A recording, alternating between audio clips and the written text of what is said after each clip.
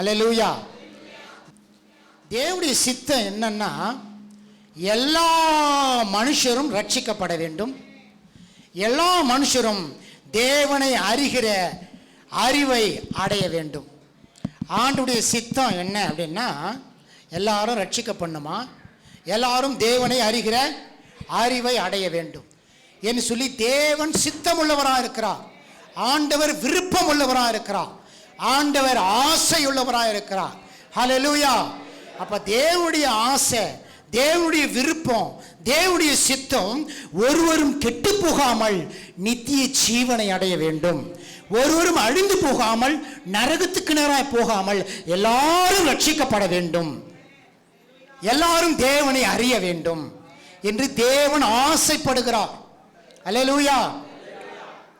ஏன் தேவன் ஆசைப்படுகிறார் என்று சொன்னால், எல்லாரும் ஏன் தேவனை அறிகிற அறிவை அடைய வேண்டும், தேவனை அறிந்து கொள்ள வேண்டும் என்று சொல்லி தேவன் ஏன் ஆசைப்படுகிறார் என்று சொன்னால், தேவன் யார் என்று, அவர் எப்படிப்பட்டவர் என்று, அவருடைய வல்லமை என்ன என்று சொல்லி நாம் அறிந்து கொள்ள வேண்டுமா?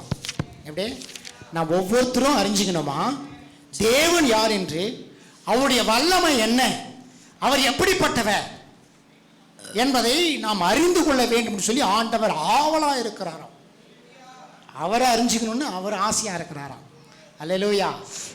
தேவனை அறிந்து கொள்ள வேண்டும் என்று சொல்லி அவர் ஆசையாக இருக்கிறாராம். அல்லேலூயா. தேவனை அறிந்து கொள்வது மாத்திரமல்ல, தேவன் எனக்காக எதை செய்திருக்கிறார், தேவன் எனக்காக என்ன செஞ்சிருக்கிறாரு, நான் யாரு, தேவன் யாரு, தேவன் எப்படிப்பட்டவர், என்னை எப்படி உண்டாக்கி இருக்கிறார், நான் எப்படியெல்லாம் வாழ வேண்டும், அவருடைய நோக்கம் என்ன, அவருடைய சித்தம் என்ன, எல்லாவற்றையும் நான் அறிந்து கொள்ள வேண்டும். ஏன் அறிந்து கொள்ள வேண்டும் என்று சொன்னால், நான் அறிந்து கொள்ளும் பொழுது நான் விடுதலையாய் வாழ முடியும், நான் அறிந்து கொள்ளும் பொழுது அவரை போல வாழ முடியும், நான் அறிந்து கொள்ளும் பொழுது நான் என்னை மறந்து தேவனை போல இருக்க ஆரம்பிப்பேன். அல்லேலூயா. எப்படி அறிந்து கொள்ள வேண்டுமா? தேவன் நம்மை உண்டாக்கும் போது அவரை போலவே உண்டாக்கினார். நான் அடிக்கடி சொல்லினே இருப்பேன், அவரை போலவே உண்டாக்கினார். தேவனுடைய சாயலின்படி உண்டாக்கினார், அவருடைய ரூபத்தின்படி உண்டாக்கினார். நீங்களும் நானும் தேவனுடைய சாயல் என்பதை நான் அறிந்து கொள்ள வேண்டும். தேவன் எப்படி இருக்கிறாரோ அவரை போலவே, அவருடைய அதிகாரத்தின்படியே, அவருடைய குணாதிசயத்தின்படியே, அவருடைய தன்மையின்படியே நானும் உண்டாக்கப்பட்டிருக்கிறேன் என்பதை நான் அறிந்து கொள்ள வேண்டுமா? அல்லேலூயா. இதுதான் அவருக்கு ஆசை. ஆண்டவருக்கு ஆசை என்ன, ஆண்டவருக்கு விருப்பம் என்ன, நான் அவரை போல உண்டாக்கப்பட்டிருக்கிறேன் என்பதை அறிந்து கொள்ள வேண்டும். அதுவே அவருக்கு விருப்பம். அல்லேலூயா. ஓகே. அப்போ தேவனுடைய விருப்பம் என்னன்னா, நீங்களும் நான் அவரை போல இருக்கிறோம், அவருடைய அதிகாரத்தை உடையவர்களாக இருக்கிறோம், அவருடைய சாயலை உடையவர்களாக இருக்கிறோம். அடுத்தது, தேவனுடைய சித்தம் இந்த உலகத்தை குறித்து, மனுஷனை குறித்து, குடும்பத்தை குறித்து, பிள்ளைகளை குறித்து, வேலையை குறித்து, எல்லாவற்றையும் குறித்து தேவனுடைய சித்தம் என்ன என்பதை அறிந்து கொள்ள வேண்டும். அநேக ஆண்டவர் எனக்கு என்ன சித்தம் வச்சிருக்கிறாரு, எனக்கு என்ன சித்தம் இருக்கு, என்னுடைய சித்தம் என்ன, நான் எதை செய்ய வேண்டும், என் குடும்பம் எப்படி இருக்க வேண்டும், என்னுடைய திருமண வாழ்க்கை எப்படி இருக்க வேண்டும், என்னுடைய பிள்ளைகள் எப்படி இருக்க வேண்டும், எதிர்காலம் எப்படி இருக்க வேண்டும் என்கின்ற சித்தத்தை, விருப்பத்தை, ஆசையை அறிந்து கொள்வதற்கு ஓடுகிறோம், ஆவலாக இருக்கிறோம், எதிர்பார்ப்போடு கூட இருக்கிறோம். நாளைக்கு எப்படி இருப்பேன், என்னுடைய வருஷம் எப்படி இருக்கும், எதிர்காலம் எப்படி இருக்கும், வயதான காலம் எப்படி இருக்கும் என்று நம்முடைய எதிர்காலத்தை குறித்த ஒரு விருப்பத்தை, ஒரு ஆசையை அறிந்து கொள்ள ஆவலாக இருக்கிறோம். ஆனால் எல்லா எதிர்காலத்துக்குரிய விருப்பம், ஆசை எல்லாமே தேவன் தன்னுடைய வார்த்தையின் மூலமாய் வெளிப்படுத்தி இருக்கிறார். எங்க வெளிப்படுத்தி இருக்கிறாரு? உங்களை குறித்த தேவனுடைய சித்தத்தை தேவன் வெளிப்படுத்தி விட்டார். சொல்லுங்க, என்னை குறித்த சித்தம் என்ன என்று சொல்லி தேவன் சொல்லிவிட்டார். எங்கே சொல்லி இருக்கிறார்? தன்னுடைய வேதத்திலே சொல்லி இருக்கிறார். தேவன் தன்னுடைய வார்த்தையின் மூலமாக உங்களை குறித்த, உன்னை குறித்த, தனிப்பட்ட விதமா நினைச்சாங்க, என்னை குறித்த சித்தத்தை தேவன் வெளிப்படுத்தி இருக்கிறார். ஐயா, என்னை குறித்து என்ன சித்தம் வச்சிருக்கிறாரு, அப்படின்னு அங்கேயும் ஓட வேண்டிய அவசியம் அல்ல. உன்னை குறித்த சித்தத்தை கர்த்தர் வெளிப்படுத்தி உன்னுடைய கரத்திலே கொடுத்திருக்கிறார். என்னை குறித்த சித்தத்தை சொல்லுங்க. என்னை குறித்த திட்டத்தை சித்தத்தை ஆண்டவர் சொல்லிவிட்டார், என்னுடைய கரத்திலே கொடுத்து விட்டார். ஹல்லேலூயா. எப்படி நீங்கள் உங்களுடைய பிள்ளைகள் எப்படி இருக்க வேண்டும், பிள்ளைகளுக்கு எதை செய்ய வேண்டும், எந்த சொத்தை கொடுக்க வேண்டும், எப்படிப்பட்ட வீட்டை கொடுக்க வேண்டும், எவ்வளவு பணத்தை கொடுக்க வேண்டும் என்று சொல்லி நீங்கள் விரும்புகிறீர்களோ, உங்களுடைய விருப்பம் என்னவோ, உங்களுடைய சித்தம் என்னவோ, அதை எழுத்து வடிவிலோ பத்திரத்தின் வடிவிலோ அக்கௌண்ட் வடிவிலோ ஏதோ ஒரு விதத்தில் நீங்கள் உங்களுடைய பிள்ளைகளுக்கு நல்ல ஈவுகளை கொடுக்க ஆசைப்படுகிறீர்கள், சித்தம் கொள்ளுகிறீர்கள், விருப்பப்படுகிறீர்கள். அல்லேலூயா. நீங்களே உங்களுடைய பிள்ளைகளுக்கு நல்ல ஈவுகளை கொடுக்க அறிந்திருக்கும் பொழுது உங்கள் பரமபிதா பரலோக தகப்பன், நித்திய தகப்பன், நித்தி காலமாய் அழிந்து போகாதவர், நேற்றும் இன்றும் என்று மாறாதவர், உங்களை குறித்த உயர்ந்த எண்ணங்கள், உயர்ந்த சித்தங்கள், உயர்ந்த திட்டத்தை கர்த்தர் உனக்காக சித்தம் வைத்திருக்கிறார், உன் மேல விருப்பம் வைத்திருக்கிறார். சொல்லுங்க. என்னை குறித்து ஆண்டவர் உயர்ந்த விருப்பத்தை வைத்திருக்கிறார். உயர்ந்த விருப்பத்தை வைத்திருக்கிறார். நீங்க உங்க வேலை, ஒருவேளை நீங்க உங்களை குறிச்சு, உங்க லெவலை குறிச்சு, உங்க குடும்பத்தை குறிச்சு, உங்களுடைய பேக்ரவுண்டை குறிச்சு, உங்க படிப்பை குறிச்சு, உங்களுடைய லெவல், உங்களுடைய விருப்பம், உங்களுடைய சித்தம், உங்களுடைய ஆசை குறிப்பிட்ட லெவல் அடங்கியிருக்கலாம். ஆனால் உன் எல்லையை விரிவாக்கு, உன் கூடாரத்தின் இடத்தை விசாலமாக்கு, உன் முளைகளை உறுதிப்படுத்து, உடைய எண்ணத்தை விசாலமாக்கு, உங்கள் மனம் புதிதாகட்டும். ரோமர் 12ஆம் அதிகாரத்தில் சொல்லப்பட்டிருக்கு, உங்கள் மனம் புதிதாகிறதுனாலே மறுரூபமாவீர்கள். உடைய குறுகிய எண்ணங்கள், குறுகிய மனப்பான்மைகள், உடைய சூழலை வைத்து, படிப்பை வைத்து, அழகை வைத்து, பேக்ரவுண்டை வச்சு குறுகிய எண்ணத்தை மாற்றி விசாலமான எண்ணத்துக்கு நேராக திரும்புங்கள் என்று சொன்னால் கர்த்தர் விசாலமானவர், கர்த்தர் ஏராளமானவர். நினைத்திருக்கிற நினைவுகள் வானளாவிற்கு உயர்ந்திருக்கிறது. உன்னுடைய நினைவுகள் பூமிக்குரியதா இருக்கிறது, தேவனுடைய நினைவுகள் வானத்துக்குரியதா இருக்கிறது. உன்னுடைய வழிகள் குறுகியதா இருக்கிறது, தேவனுடைய வழிகள் விரிந்த வழிகள், உயர்ந்த வழிகளா இருக்கிறது, சிறந்த வழியா இருக்கிறது. அல்லேலூயா. அப்ப தேவனுடைய வழி சிறந்த வழி என்று சொன்னால் நான் தேவனை அறிந்து கொள்ள வேண்டும். அவர் எனக்காக எப்படிப்பட்ட வழியை வச்சிருக்கிறாரு, எப்படிப்பட்ட சித்தத்தை வச்சிருக்கிறாரு, நான் அறிந்து கொண்டால் அதற்கேற்றார் போல நடப்பதற்கு அது ஏதுவா இருக்கும். அல்லேலூயா. ஆண்டவரே, என்னை குறித்து உங்க சித்தம் என்ன? ஏதோ உயர்ந்த வழி வச்சிருக்கிறீங்கன்னு சொல்றாங்களே, உங்களுடைய உயர்ந்த வழி என்ன ஆண்டவரே, சொல்லுங்க ஆண்டவரே என்று சொல்லி ஆவலாய் கேட்க வேண்டும், எதிர்பார்க்க வேண்டும். அப்படி ஆவலா நீங்க கேட்கிறீங்கன்னா, ஆண்டவருடைய சித்தத்தை எதிர்பார்த்துட்டு இருக்கீங்கன்னு சொன்னா, கண்ணை மூடின்னு அப்படியே உட்காண்டா ஒன்றும் வேலை நடக்காது.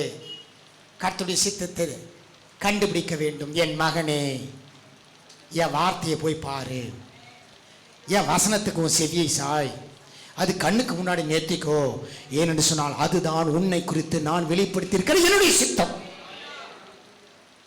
பரம தகப்பன் சொல்லுங்க, பரலோக தகப்பன், நித்திய தகப்பன் என்னை குறித்து உயில் எழுதி வைத்திருக்கிறார்.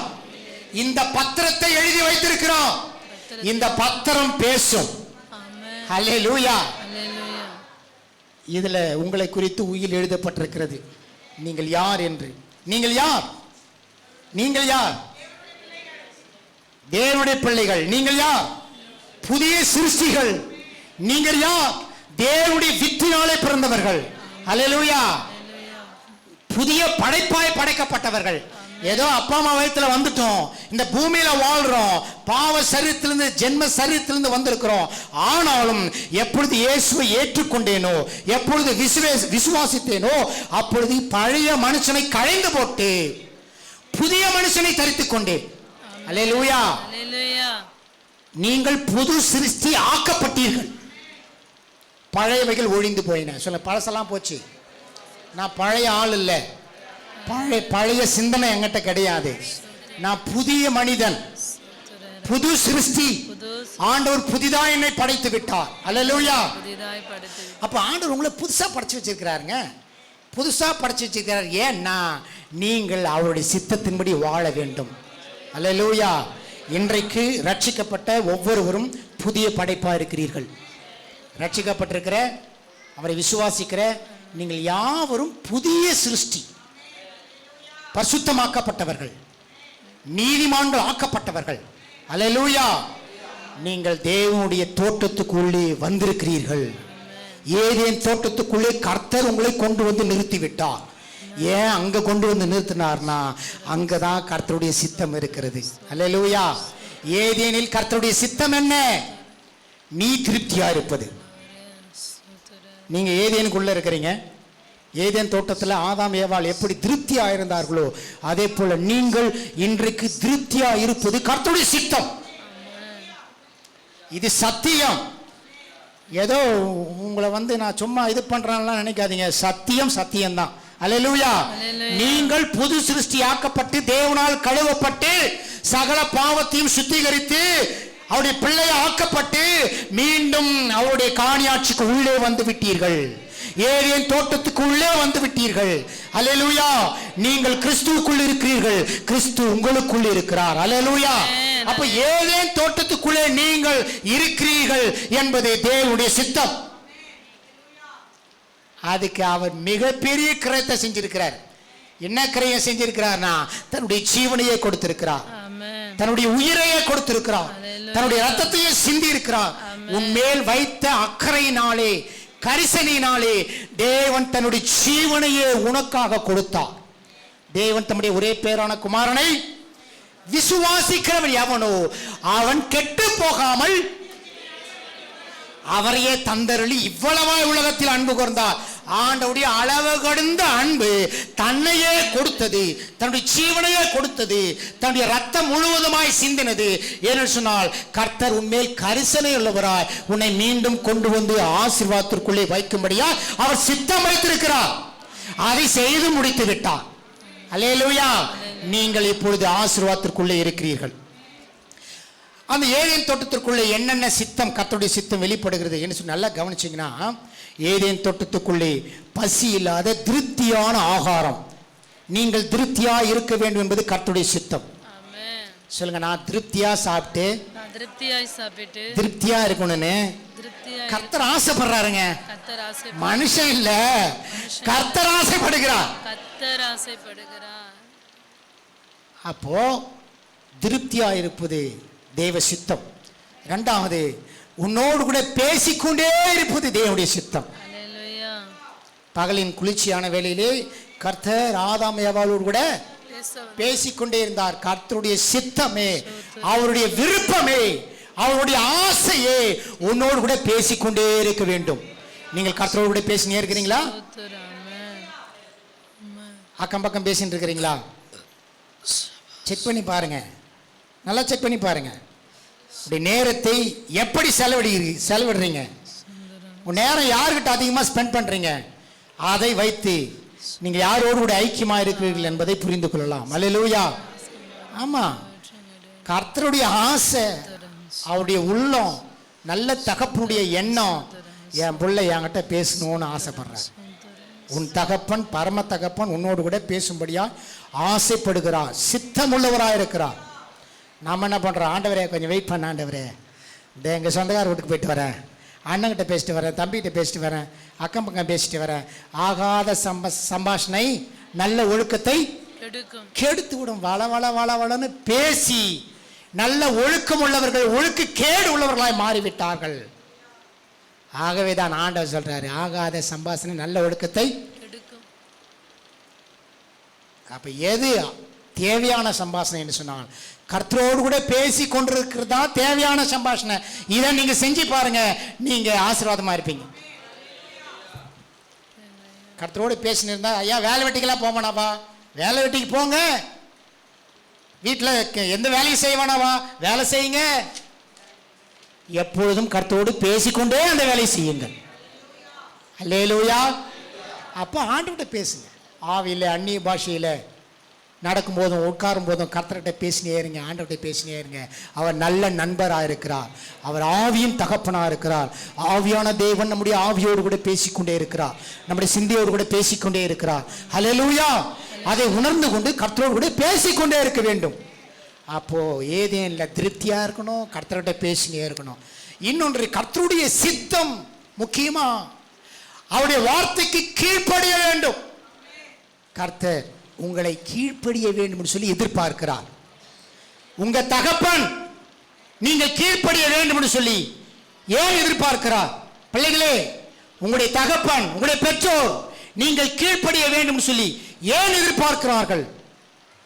ஏன் எதிர்பார்க்கிறாங்க? அவங்களுக்கு கஷ்டப்பட்டு உழைச்சி ஆகாரத்தை கொடுக்குறாங்க, உங்களுக்கு பாதுகாப்பை கொடுக்குறாங்க, உங்களை பராமரிக்கிறாங்க, உங்களுக்கு போஷிக்கிறாங்க, உங்களுக்கு செலவு பண்றாங்க, எல்லாமே செய்யறாங்க.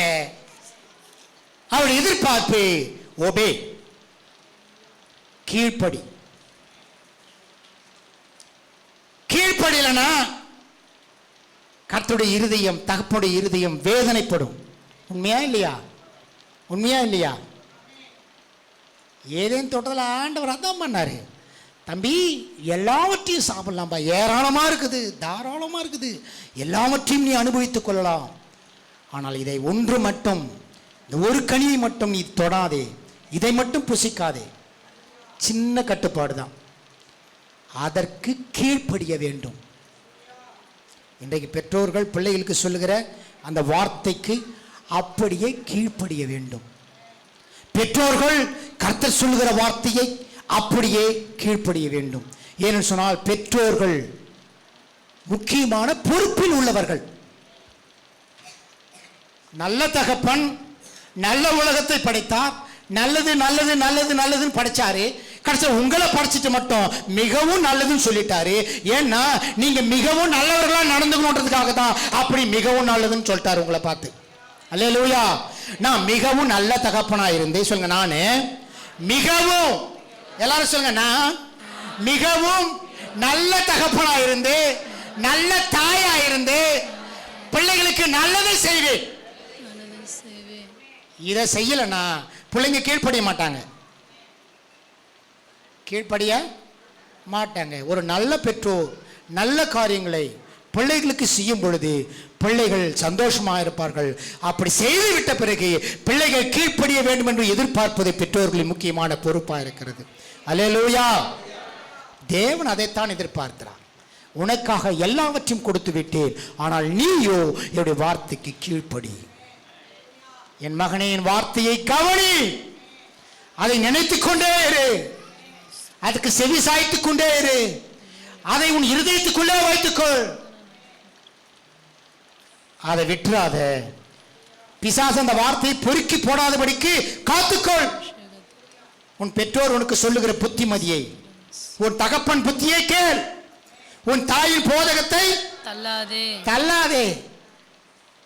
அதை நாடுங்க, புத்தியை நாடுங்க, போதகத்தை நாடுங்க, அதுக்கு ஒபே பண்ணுங்க, பண்ணி பாருங்க, ஆசீர்வாதம் உங்களுடையது. அல்லேலூயா. அப்ப நல்ல தகப்பன் எல்லாவற்றையும் கொடுத்து விட்டு உன்னிடத்தில் எதிர்பார்க்கிற ஒரு காரியம், அவரோடு கூட பேசிக்கொண்டே இருக்க வேண்டும். உன்னிடத்தில் எதிர்பார்க்கிற ஒரு காரியம், அவருடைய வார்த்தைக்கு ஒபே பண்ண வேண்டும், அவருடைய வார்த்தைக்கு அப்படியே கீழ்ப்படிய வேண்டும். உன்னிடத்தில் எதிர்பார்க்கிற காரியம், நீ அவரோடு கூடவே இருக்க வேண்டும். உன்னிடத்தில் எதிர்பார்க்கிற காரியம், அவருடைய தோட்டத்துக்குள்ளே இருக்க வேண்டும். அல்லேலூயா. ஆண்டவருடைய சித்தம் அவர் தோட்டத்துக்குள்ள இருக்கணும். ஆண்டவருடைய சித்தம் அவர் கொடுக்கிற ஆசீர்வாதத்தை அனுபவிச்சு வாழணும். ஆண்டவருடைய சித்தம் அவர்கிட்ட பேசினே இருக்கணும். ஆண்டவருடைய சித்தம் அவருடைய வார்த்தைக்கு கீழ்ப்படியணும். சொல்லுங்க பாப்போம். ஆண்டவருடைய சித்தம் அவர் தோட்டத்திலே இருக்கணும், அவருடைய வார்த்தைக்கு கீழ்ப்படியணும், அவர்கிட்ட பேசினே இருக்கணும். இதுதான் ஆண்டவருடைய சித்தம். இது செய்யணுமா? அல்லேலூயா. இதை நீங்க செஞ்சு பாருங்க, ஆசீர்வாதம் உங்களிடத்தில் இருக்கிறது, நீங்கள் திருப்தியா இருப்பீர்கள். இதை மட்டும் நான் செய்ய மாட்டேன், ஆசீர்வாதத்துக்கு பின்னாடியே ஓடுவேன் நினைச்சா அந்த ஆசீர்வாதம் ஓட ஆரம்பிக்கும். நான் அடிக்கடி அது ஞாபகம் வந்துனே இருக்கேன், நான் சொல்லினே இருப்பேன். இல்லாமற் போகும் பொருட்கள் மேல் உன் கண்களை பதிய வைப்பானேன், நீதிமொழிகளை சொல்லப்பட்டிருக்கு.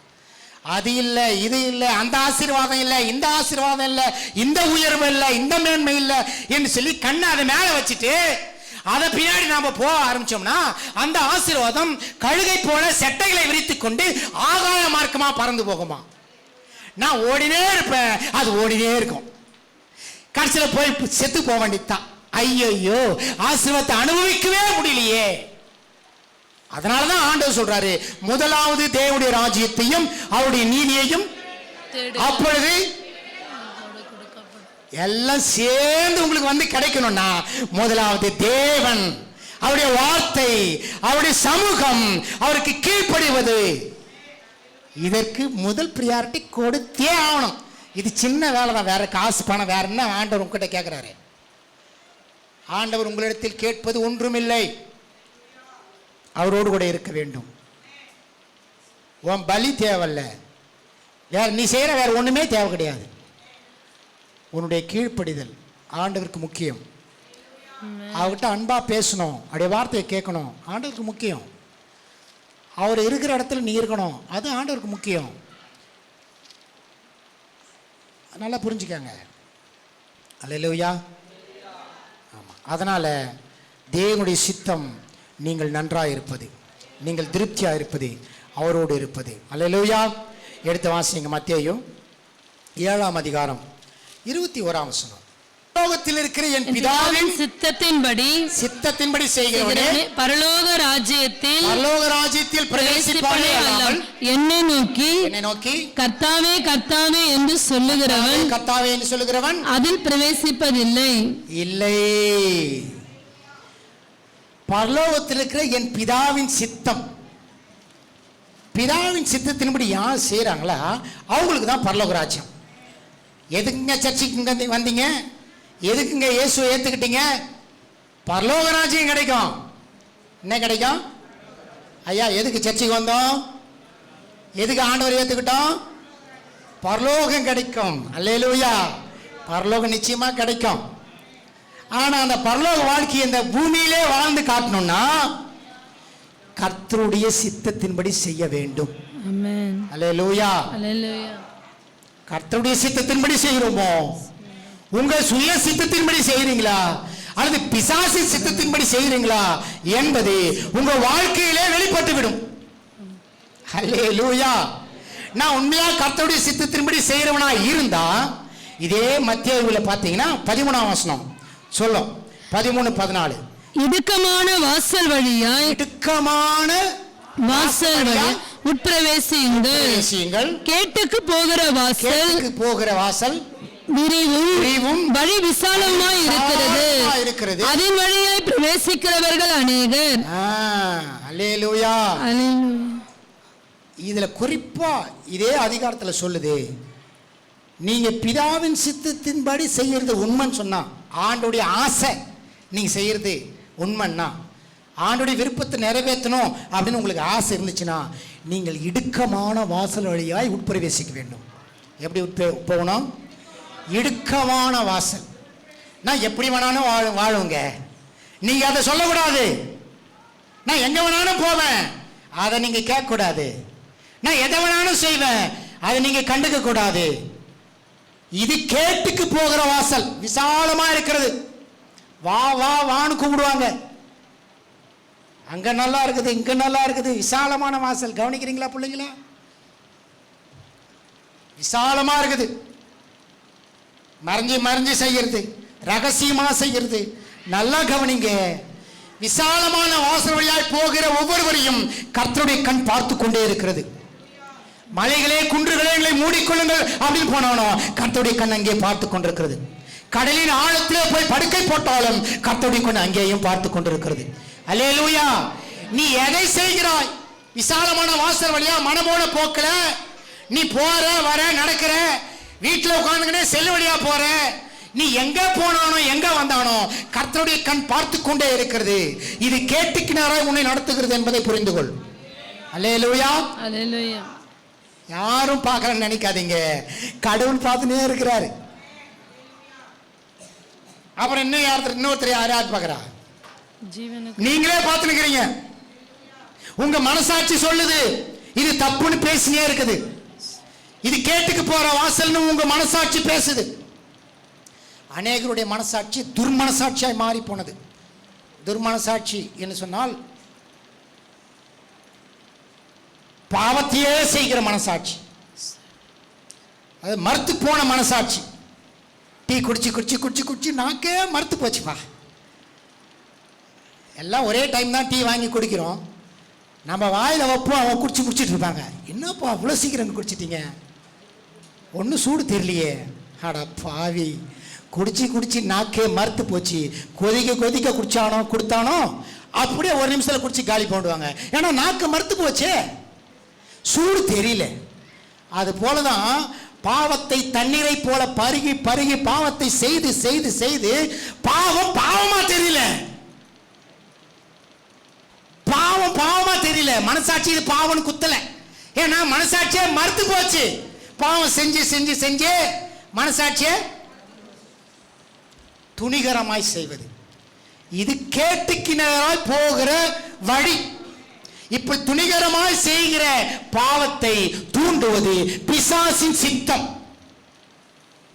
பிசாசின் சித்தம் என்னன்னா உன்னை திருடுவது, உன்னை கொல்லுவது, உன்னை அழிப்பது.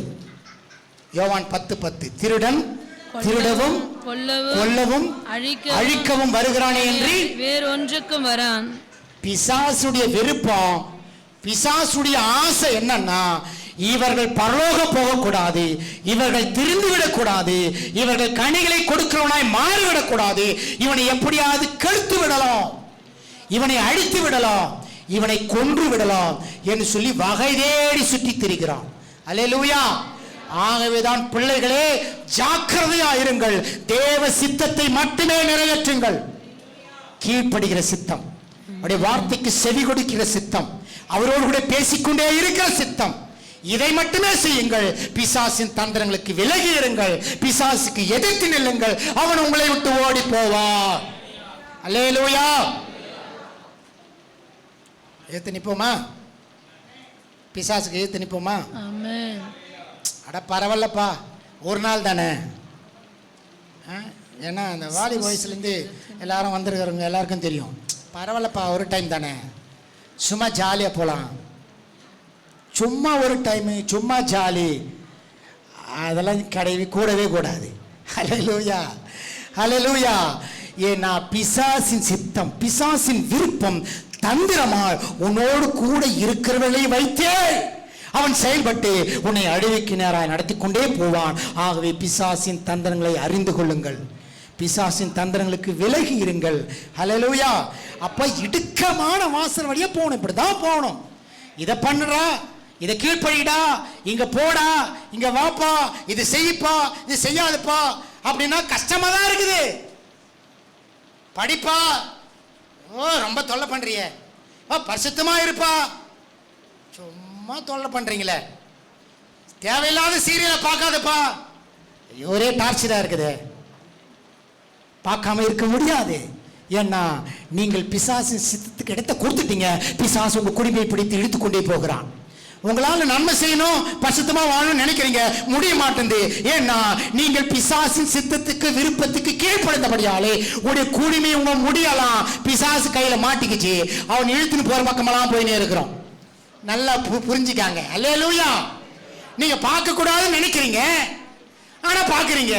ஏன்னா பிசாசு சித்தத்துக்குள் ஆளுகை செய்யப்பட்டு விட்டீர்கள். இன்னைக்கு பிசாசே என்னை தொட உனக்கு அதிகாரம் இல்லை, தேவனுடைய சித்தத்தை மட்டுமே நான் நிறைவேற்றுவேன், பார்க்கிற காரியத்தை தவிர்ப்பேன், போகிற காரியத்தை தவிர்த்து விடுவேன் என்று சொல்லி ஒரு தீர்மானம் எடுங்கப்பா. தீர்மானம் எடுங்கப்பா. உங்களை பார்த்தா ஒரு குற்றத்தையும் ஒருவரும் சொல்லக்கூடாது. கை நீட்டி இவர்கள் இந்த தவறை செய்தார்கள், இவர்கள் பாவிகள், இவர்கள் துரோகிகள், தேவனுக்கு பிரியமில்லாம நடக்கிறாங்க, பைபிள் மட்டும் தூக்கிட்டு போறாங்க, ஒருவரும் ஒரு காலத்திலேயும் உங்களை குறித்து குற்றம் சொல்லாத விதத்திலே நீங்கள் வாழ்ந்து காட்டு. அதுதான் தேவனுக்கு சித்தப்படி வாழுகிற வாழ்க்கை. அல்லேலூயா. இதுல ஒரு சூடு சொரணை வேணும். என்னை யாரும் கை நீட்டி ஒரு குத்தம் கூட சொல்லக்கூடாது, எனக்கு அது பிடிக்காது. சொல்லுங்க, என்னை யாரும் என்னை கை நீட்டி கை நீட்டி ஒரு குற்றம் கூட சொல்லக்கூடாது. ஒரு குற்றம் அது எனக்கு பிடிக்காது. அது எனக்கு நான் பிடிக்காது. கர்த்தருடைய சித்தத்தின்படி தான் வாழ்வேன். நான் கர்த்தருடைய சித்தத்தின்படி தான் வாழ்வேன். இந்த தீர்மானத்தை எடுத்துட்டா போதும், ஆசீர்வாதம் உங்க வீட்டில் தங்கியே இருக்கும். அல்லேலூயா. ஏதோ ஆசீர்வாதம் ஆசீர்வாதம் சொல்லி இப்படி எல்லாம் செய்ய வைக்க அப்படி கிடையாது. இது உண்மை. நீ கர்த்தருக்கு பிரியமா அவரோடு கூட பேசினே இருந்தீங்கன்னா நீங்க ஆசீர்வாதத்துக்குள்ளே இருக்கிறீங்கன்னு அர்த்தம். அல்லேலூயா. கேட்டுக்கு போகிற வாசல் வான்னு திறந்து இருக்குது, ஆனா ஜீவனுக்கு போகிற வாசல் கொஞ்சம் கஷ்டமா தான் இருக்கும். பரிசுத்தமானது கஷ்டம்தான். ஞாயிற்றுக்கிழமான எல்லா வேலையும் விட்டுட்டு ஆண்டவருடைய சமூகத்துக்கு நேரம் வர்றதுக்கு கொஞ்சம் கஷ்டமா தான் இருக்கும். 6 நாளும் வேலை செய்து உன் கிரியைகளை நடப்பிப்பாயாக, 7ஆம் நாளும் ஓய்ந்திருக்கும் உன் தேவனாகிய கர்த்தருடைய ஒரு நாள். கர்த்தருடைய நாள். அதில் நீயானாலும் உன் குமாரனானாலும் உன் குமாரத்தி ஆனாலும் உன் வேலைக்காரனானாலும் உன் வாசலில் இருக்கிற யாதொரு வேலையும் செய்ய வேண்டாம். இது கர்த்தருடைய நாள், இது மகிமையின் நாள் என்று சொல்லி இதை மகிமையாய் எண்ணுவாயானால் அப்பொழுது கர்த்தரில் மனமகிழ்ச்சியாய் இருப்பாய். யாக்கோபின் சுதந்திரத்தால் உன்னை போஷிப்பேன். ஆமென். கர்த்தருடைய ஆசீர்வாதத்தால் போஷிப்பார். ஏன்னா கர்த்தருடைய விருப்பம் கர்த்தருடைய சமூகத்தை நாடி வர வேண்டும். இந்த நாள் பரிசுத்த நாள் நினைக்கணும், அதுதான் கர்த்தருடைய விருப்பம். இந்த நாள்ல வேற என்ன அலுவலையும் வச்சுக்க கூடாது, அதுதான் கர்த்தருடைய விருப்பம். கர்த்தருடைய வேலையை மட்டும்தான் செய்யணும், அதுதான் கர்த்தருடைய விருப்பம், அதான் கர்த்தருடைய சித்தம். அல்லேலூயா. ஆண்டவரே, ஞாயிற்றுக்கிழமை பத்தி ஒரு சித்தத்தை சொல்லுங்க, உங்க சித்தம் என்ன ஆண்டவரே இந்த ஞாயிற்றுக்கிழமை பத்தி அப்படின்னு கேட்டீங்கன்னா, மகனே ஏசாயா 58க்கு போ, அங்கே படிச்சுப்பாரு ஞாயிற்றுக்கிழமை பற்றி என்ன சித்தம் போட்டிருக்கு சொல்லிடுவார். அல்லேலூயா. ஆமாம், அதனால் கர்த்தருடைய சித்தத்தை நிறைவேற்றுவதற்கு ஆவலாக இருப்போம். அதற்குள்ளதான் ஆசீர்வாதம் இருக்கிறது. அல்லேலூயா. ஓகே,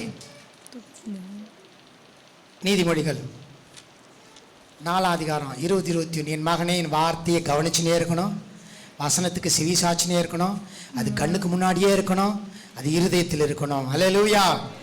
ஓகே, இப்பொழுது 14ஆம் அதிகாரம் நீதிமொழிகள் 12ஆம் வசனம். மனுஷனுக்கு செம்மையாய் தோன்றுகிற வழி உண்டு, அதன் முடிவோ மரண வழிகள். ஆமா, இதுல மனுஷ சித்தம், மனுஷனுடைய விருப்பம். கடவுளுடைய விருப்பத்தை பார்த்தோம், பிசாசின் விருப்பத்தை பார்த்தோம். மனுஷனுடைய விருப்பம் என்னன்னா, என் பார்வைக்கு நல்லா இருக்குது, புசிப்பதற்கு இன்பமா இருக்குது என்று கண்டு அதை பறித்து புசித்தால் தன் புருஷனுக்கும் கொடுத்தாள். போட்டிருக்க இதுல சொல்லுது, மனுஷனுக்கு செம்மையாய் தோன்றுகிற வழி உண்டு, வழி உண்டு, அதன் முடிவோ மரண வழிகள். ஆமா, நம்முடைய பார்வைக்கு நல்லதா தெரியுது, உங்க பார்வைக்கு அது நல்லது. பக்கத்தில் இருக்கிற இன்னொருத்தர் மனுஷனுடைய பார்வைக்கு அது பார்த்தா அது கொஞ்சம் வேற மாதிரி சொல்லுவாரு, இது கொஞ்சம் நல்லது கொஞ்சம் தப்புன்னுவாரு. ஆனா கடவுளுடைய பார்வையில் போனீங்கன்னா அவர் கரெக்டா சொல்லுவாரு, இது தப்புன்னு. அல்லேலூயா. ஆமா, மனுஷனுடைய பார்வைக்கு செம்மையா இருக்கிறது. எந்த மனுஷன்கிட்ட போனானோ அவனும் பாவத்தில் உள்ள மனுஷன் தானே, அவனுக்கு செம்மையா தான் தெரியும். ஆனா கடவுள்கிட்ட போய் பாருங்க, எப்பா இது கொஞ்சம் யோசிக்க வேண்டியதா இருக்குதுப்பா, நான் சொல்றது செய்ப்பா அப்படின்னுவாரு. மனுஷனுடைய பார்வைக்கு செம்மையாகிற வழியில போகணும்னா அது மரணத்தின் வழி. இந்த காரியத்தை தான் ஆதாம் ஏவாள் செஞ்சாங்க. நல்லா இருக்குதுப்பா, கடவுளை போல மாறிடலாம்பா, நல்லா தான் தெரியுது, இந்த வழியில போயிடலாம், கடவுளை போலவே மாறிடலாம் அப்படின்னு போய் தான் மரணத்தை சம்பாதித்துக் கொண்டார்கள். பிசாசு மட்டும் என்ன பண்ணான், ஏசாயா 14ஆம் அதிகாரத்தில் பார்த்தீங்கன்னா, அவன் தான் சுய சித்தத்தை செய்யறான். நான் வானத்துக்கு ஏறுவேன், கடவுளுடைய சிங்காசனத்துக்கு மேல போவேன், கடவுளுக்கு ஒப்பா மாறிடுவேன் அப்படிலாம் பிசாசு நினைச்சான். ஆண்டவர் பார்த்தாரு, ஒரே போடா போட்டார், கீழே விழுந்து போனான். அல்லேலூயா. பிசாசின் சித்தம் மேட்டிமை, பெருமை, தேவனுக்கு மேலே போய் உட்காருவேன் அப்படின்னு நினைச்சான். ஆண்டவர் பார்த்தாரு, உன்னை நான் எதுக்காக படைச்சேன், என்ன என்னுடைய என்ன விருப்பத்துக்காக உன்னை வச்சேன், நீ இசையின் தூதனாய் உன்னை வைத்தேன் அல்லவா, என்னை மகிமைப்படுத்துவதற்காக உன்னை வைத்தேன் அல்லவா, ஆராதனை செய்யும்படியாகவே உன்னை வைத்தேன் அல்லவா, என் நோக்கத்தை நிறைவேற்றுறதுக்காக தானே உன்னை வச்சிருக்கிறேன், என் விருப்பத்தை சித்தத்தை நிறைவேற்றத்துக்காக தானே உன்னை வச்சேன். ஆனா நீயோ என் விருப்பத்தை நிறைவேற்றாம என்ன மீறி உன் விருப்பத்தை நிறைவேற்றி என் சிங்காசனத்திலே உட்கார வரையே போட ஒரே போடா போட்டார். கர்த்தருடைய விருப்பத்தை நிறைவேற்றுவதே என்னுடைய விருப்பம். அதான் இயேசு சொல்றாரு, பிதாவின் சித்தத்தை நிறைவேற்றுவது என்னுடைய போஜனமா இருக்கிறது. என் சாப்பாடே அதான், கர்த்தருடைய சித்தத்தை நிறைவேற்றுவதே. நாம் அப்படி நினைக்கணும், ஆண்டுடைய சித்தத்தை நிறைவேற்றுறது தான் எனக்கு முக்கியம் அப்படின்னு நினைச்சு பாருங்க. குடும்பம் சூப்பரா இருக்கும். குடும்பம் சூப்பரா இருக்கணும்னா இதுதான் கவுன்சிலிங். குடும்பத்து கவுன்சிலிங்காக அங்கங்க போகாதீங்க, இதான் குடும்ப கவுன்சிலிங். அல்லேலூயா. ஓகே, ஒரு உதாரணம். மத்தேயு 21:28. ஆயினும் உங்களுக்கு எப்படி தோன்றுகிறது, ஒரு மனுஷனுக்கு 2 குமாரர்கள் இருந்தார்கள். மூத்தவனிடத்தில் அவன் வந்து, மகனே, நீ போய் இன்றைக்கு என் திராட்சை தோட்டத்தில் வேலை செய் என்றான். அதற்கு அவன் மாட்டேன் என்றான். ஆகிலும் பின்பு அவன் மனஸ்தாபப்பட்டு போனான். இளையவனிடத்திலும் அவன் வந்து அப்படியே சொன்னான். அதற்கு அவன், போகிறேன் ஐயா என்று சொல்லியும் போகவில்லை. இருவரில் எவன் தகப்பனுடைய சித்தத்தின்படி செய்தவன் என்று கேட்டார். அதற்கு அவர்கள், மூத்தவன் தான் என்றார்கள். அப்பொழுது இயேசு அவர்களை நோக்கி, ஆயக்காரரும் வேசிகளும் உங்களுக்கு முன்னே தேவனுடைய ராஜ்யத்தில் பிரவேசிக்கிறார்கள் என்று மெய்யாகவே உங்களுக்கு சொல்லுகிறேன். ஆமா, ஒரு தகப்பனுக்கு 2 பிள்ளைங்க இருந்தாங்க. கதை அருமையா போட்டிருக்கு பாருங்க. மூத்த பையனை கூப்பிட்டார். அப்பா, தம்பி செல்லம், கொஞ்சம் தோட்டத்தில் போய் வேலை செய்யப்பா. போப்பா, உனக்கு வேற வேலை இல்லை, நான் அங்கே போகணும் இங்கே போகணும் படிக்கணும் இதோ ரீசன் சொல்லிட்டு மாட்டேன்னு போயிட்டான். போயிட்டு சரி அப்பா சொல்லிட்டாரு, ஏன்னா அப்பா தான் நமக்கு சாப்பாடு போடுறாரு, கவனிக்கிறாரு, பாதுகாக்கிறாரு, எல்லாமே பண்ணுறாரு. அப்பா ஒரு வேலை சொல்லிக்கிறாரு, இந்த வேலையை செஞ்சுட்டு அதுக்கப்புறம் நம்ம வேலையை செய்யலாம். இப்போ மூத்த மகன் போடாடி அப்படின்னு சொல்லிட்டு அதுக்கப்புறம் யோசிக்கிறான், மனஸ்தாபப்படுறான், போயிட்டு அந்த வேலையை செய்கிறான். சின்ன பையன், எப்பா கொஞ்சம் தோட்டத்தில் போய் வேலை செய்ப்பா. ஓகே டாடி, செஞ்சிடறேன் டாடி அப்படின்னு சொல்லிட்டு ஏமாத்திட்டு ஊர் சுத்த போயிட்டான். அப்படி சொல்லிட்டு சொல்றாரு, இதில் யாரு அப்பாவுடைய சித்தத்தை செஞ்சது? யாரு? செய்ய மாட்டேன்னு சொன்னவன் மனசாகப்பட்டு திரும்பி போய் அப்பாவுக்கு முதலிடத்தை கொடுக்கிறோம். அவங்க சொன்ன வார்த்தைக்கு கீழ்ப்படிந்து இதை நிறைவேற்றிட்டு அதுக்கப்புறம் மற்ற வேலையை செய்யறான். அதை விட்டுட்டு போய் சொல்லிக்கின்னு ஏமாத்திக்கின்னு சரி டாடி நினைச்சிக்கின்னு செய்யறேன்னு சொல்லிவிட்டு செய்யாம போயிருது. யாருக்கு ஆசீர்வாதம்? கீழ்ப்படிந்த பிள்ளைக்கு ஆசீர்வாதம். அப்படி சொல்லிட்டு பின்னாடியே ஒரு எக்ஸ்பிளைன் கொடுக்கிறார் பாரு. என்ன கொடுக்கிறாரு? ஏனென்றால் ஆயக்காரரும் வேசிகளும் உங்களுக்கு முன்னே தேவனுடைய ராஜ்யத்தில் பிரவேசிக்கிறார்கள் என்று மெய்யாகவே உங்களுக்கு சொல்லுகிறேன். ஆமா, சொல்லிட்டு சொல்றாரு பாரு. நீங்க ஆயக்காரர் குத்தம் சொல்றீங்க, வேசிய குத்தம் சொல்றீங்க, இவங்கெல்லாம் பரலோகம் வரமாட்டாங்க, நாங்க தான் செய்யறோம், பரிசுத்தமா வாழ்றோம், அதை பண்றோம் இதை பண்றோம் எல்லாத்தையும் சொல்லிவிட்டு சொன்னவன் பின்னாடி இருக்கிறான்.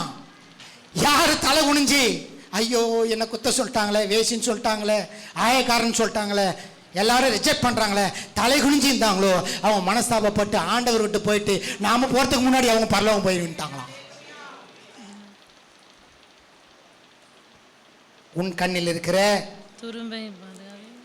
உத்திரத்தை பார்க்காமல் உன் சகோதரன் கண்ணில் இருக்கிற துரும்பை பார்ப்பது என்ன?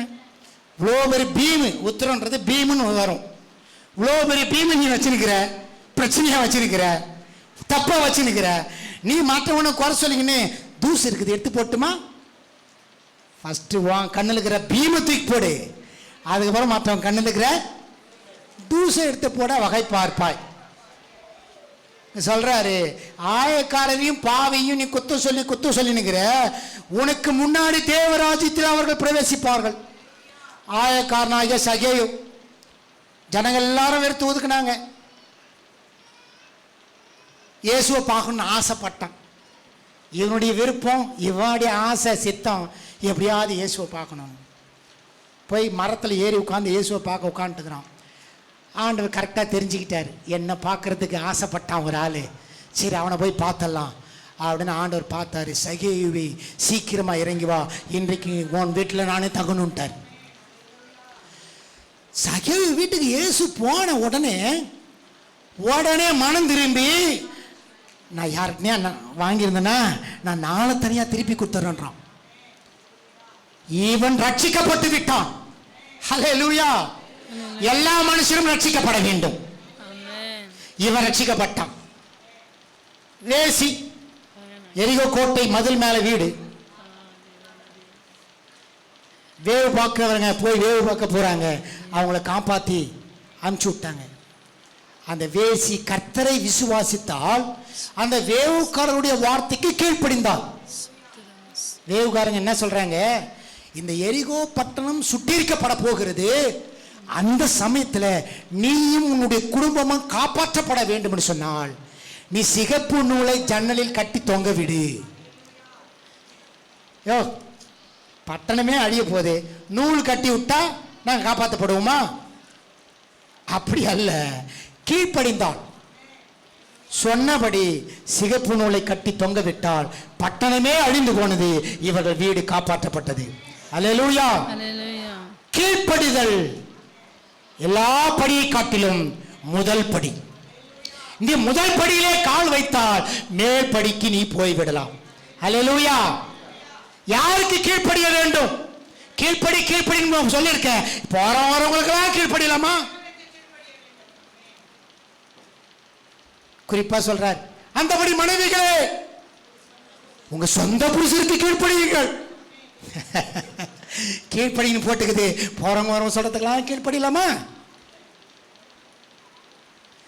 யார் உன்னை கேர் பண்றாங்களோ, உன்னை போஷிக்கிறாங்களோ, உன்னை பாதுகாக்கிறாங்களோ, உனக்கு எல்லா சேவையும் செய்து உழைக்கிறார்களோ, உன்மேல் கரிசனையா இருக்கிறார்களோ, உன்மேல யார் அக்கறையா இருக்கிறார்களோ அவருடைய வார்த்தையை கனப்படுத்துங்கள், கீழ்ப்படியுங்கள்.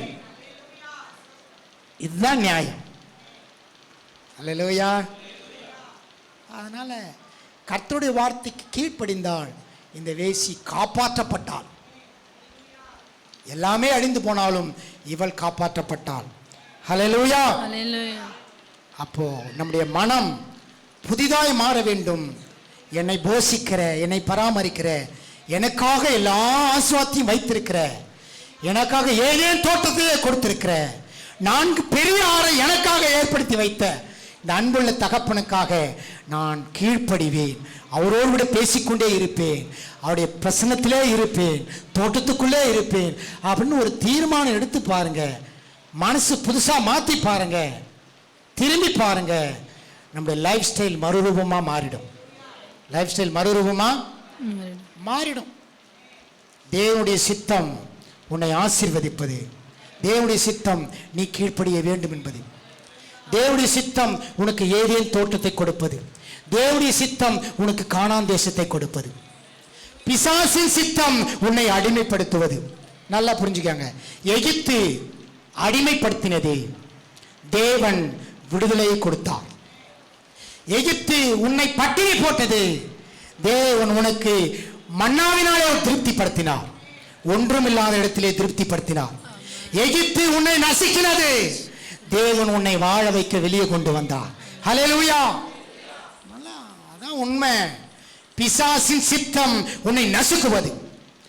அதற்கு கீழ்ப்படிந்து பார்வோன் தன்னுடைய சுய சித்தத்தை நிறைவேற்றும்படியாய் இவர்களை அனுப்பிவிட்டால் எனக்கு வேலை செய்ய ஆள் இல்லையே என்று சொல்லி இவன் கடினப்படுகிறான். சுய சித்தமும் பிசாசின் சித்தமும் ஒன்றாக கலந்து ஜனங்களை அடிமைப்படுத்தினது. இந்த இடத்தில் நேரடியாய் கர்த்தரே இறங்கி வருகிறார். அல்லேலூயா. எங்க சுய சித்தம் மேலோங்கி பிசாசின் சித்தமும் பிசாசின் விருப்பமும் சுய விருப்பமும் மேலோங்கி எங்கே மற்றவர்களை நசுக்குகிற அடிமைப்படுத்துகிற சூழ்நிலை இருக்கிறதோ அங்கே நேரடியாய் கர்த்தரே இறங்கி வேலை செய்வார். நான் யாரையும் நசுக்க மாட்டேன். யாரையும் சுரண்ட மாட்டேன், யாருடைய உழைப்பையும் பிடுங்க மாட்டேன், ஒருவரையும் ஏமாற்ற மாட்டேன், ஒவ்வொருவனையும் தன்னை போல நேசிப்பேன். அல்லேலூயா. தன்னை போல பிரணய நேசி. இது இருந்துச்சுன்னா ஒருவனை அடிமைப்படுத்த மாட்டோம். பார்வோன் அடிமைப்படுத்தினான், பிசாசின் தந்திரத்துக்கு கீழ்ப்படிந்தான். தேவன் இறங்கி அவர்களை விடுதலையாக்கினார். தேவனுடைய சித்தம் நீ விடுதலையாயிருப்பது. தேவனுடைய சித்தம் உனக்கு கானான் தேசத்தை கொடுப்பது. தேவனுடைய சித்தம் பட்னியா இருப்பது அல்ல, வறட்சியான நேரத்திலும் பரலோக மன்னாவினாலே போஷிப்பது. அல்லேலூயா. அந்த தேவனுடைய சித்தம் இப்படி இருக்கும் பொழுது அவன் விரும்புகிற முக்கியமான சித்தம் அவரோடு கூட பேசுவது, அவருக்கு கீழ்ப்படிவது, அவருடைய பிரசனத்துக்குள்ளே இருப்பது. இதை நான் செய்வது மிகவும் அவசியமா இருக்கிறது. அல்லேலூயா. அல்லேலூயா. அதனால தேவ சித்தத்துக்கு கீழ்ப்படிந்து தேவனுடைய சித்தத்தை புரிஞ்சுக்கினேன். தேவ சித்தம் தேவ சித்தம் என்று சொல்ற இடத்துலலாம் என் அப்பாவின் சித்தம், என் பரலோக தகப்பனின் சித்தம் அப்படி மனசுல வைங்க. உங்க மேல அன்பு வச்சிருக்கிற பரலோக தகப்பனுடைய விருப்பம், அதை நிறைவேற்றுற வேலையை நம்ம செஞ்சோம்னா நிச்சயமா ஆசீர்வாதம் நம்மை சுற்றியே இருக்கும். அல்லேலூயா. நினைவே பட்டணத்து ஜனங்கள் திருந்த வேண்டும் சொல்லி ஆண்டவர் விருப்பம் வைத்தான். ஆனா யோனாவோ நினைவேக்கு போக மாட்டேன், தர்சிசுக்கு போக மாட்டான், சுய சித்தத்தை வெளிப்படுத்துகிறான். ஆண்டவர் விட்டாரா? சுய சித்தம் மேலோங்கி எழும்ப நான் விட மாட்டேன். நேரா மீனுக்கு கட்டளை கொடுக்கிறாரு, மீன் உள்ள வச்சு காப்பாத்துறாரு. சுய சித்தத்துக்கு சுய விருப்பத்துக்கு இடத்தை கொடுக்காதே. மாம்ச சிந்தை மரணத்துக்கு நேரம் நடத்தும். மாம்ச சிந்தை கடலுக்கு உள்ள மீனு கடையில் போய் உட்கார வைக்கும். தேவ சிந்தை, தேவ விருப்பம், தேவ சித்தம் அநேகரை திருந்துவதற்கு, பாவ வாழ்க்கையிலிருந்து திருந்துவதற்கு, நினைவே பட்டணம் அழிந்து போகாமல் காப்பாற்றப்படுவதற்கு ஆண்டவர் விருப்பம் வைத்தார். அல்லேலூயா. இவன் போய் சொல்றான், ஜனங்க திருந்துறாங்க, ஜெபம் பண்றாங்க, ஆண்டவர் மனம் மாறி அழிக்காமல் விட்டு விட்டார். அல்லேலூயா. அதனால எல்லாரும் மனம் திரும்ப வேண்டும், எல்லாரும் கர்த்தரை அறிய வேண்டும், கர்த்தருடைய உள்ளத்தை அறிந்து கொள்ள வேண்டும், அவருடைய விருப்பத்தை அறிந்து கொள்ள வேண்டும். பரம தகப்பன் உன்னை நேசிக்கிற, உனக்காக ஜீவனையை கொடுத்த, அனுதினமும் உன்னை போஷிக்கிற, அனுதினமும் உன்னை பாதுகாக்கிற, போக்கிலும் மரத்திலும் தூதர்களை கொண்டு உன்னை பாதுகாக்கிற, உள்ளங்கையை உன்னை வரைந்திருக்கிற அந்த பரம தகப்பனை நீ திருப்திப்படுத்த வேண்டும். அந்த பரம தகப்பனுடைய சித்தத்தை, விருப்பத்தை நிறைவேற்றி நீ ஆசைப்படு. அப்பொழுது நீ ஆசீர்வாதத்துக்குள்ளே வாழ்வாய், அப்பொழுது நீ திருப்தியாய் வாழ்வாய். இதை விட்டுட்டு வேற அலுவலே வச்சுக்கூடாது. கர்த்தருடைய நோக்கமே, கர்த்தருடைய சித்தமே அவரோடு கூட இருக்க அவர் விரும்புவது. அல்லேலூயா. தாவீது கர்த்தருடைய இருதயத்துக்கு ஏற்றவனாயிருந்து கர்த்தருக்கு சித்தத்தை எல்லாம் செய்வான். அப்போஸ்தலர் 13:22 சொல்லுது, தாவீது கர்த்தருடைய இருதயத்துக்கு ஏற்றவன், எனக்கு சித்தமானவை எல்லாம் செய்வான். நாங்கள் கர்த்தருடைய இருதயத்துக்கு ஏற்றவங்களா இருக்கணும், கர்த்தருக்கு சித்தமானதை எல்லாம் செய்யணும். கர்த்தருக்கு சித்தமானதுன்னா கர்த்தருக்கு விருப்பமானது, கர்த்தர் ஆசைப்படுறது, இதை நான் செய்வேன். சொல்லுங்க, கர்த்தருக்கு ஆசைப்படுறது, கர்த்தர் ஆசைப்படுறது, கர்த்தர் விரும்புறத நான் செய்வேன். கர்த்தர் விரும்புற இடத்துல நான் இருப்பேன். கர்த்தர் சொல்ற வார்த்தையை கவனிப்பேன். கர்த்தருடைய வார்த்தைக்கு கீழ்ப்படிவேன். கர்த்தருடைய பிரசன்னத்திலே இருப்பேன். இது கர்த்தர் நம்மிடத்துல எதிர்பார்க்கிற காரியம். அல்லேலூயா. இந்த காரியத்தை நாம் சரியாய் செய்வோம், ஆசீர்வாதத்துக்குள்ளே வாழ்வோம், சந்தோஷமா இருப்போம். கர்த்தர் நம்மை ஆசீர்வதிப்பாராக. ஹல்லேலூயா. நாம் கண்களை மூடி ஜெபிப்போம்.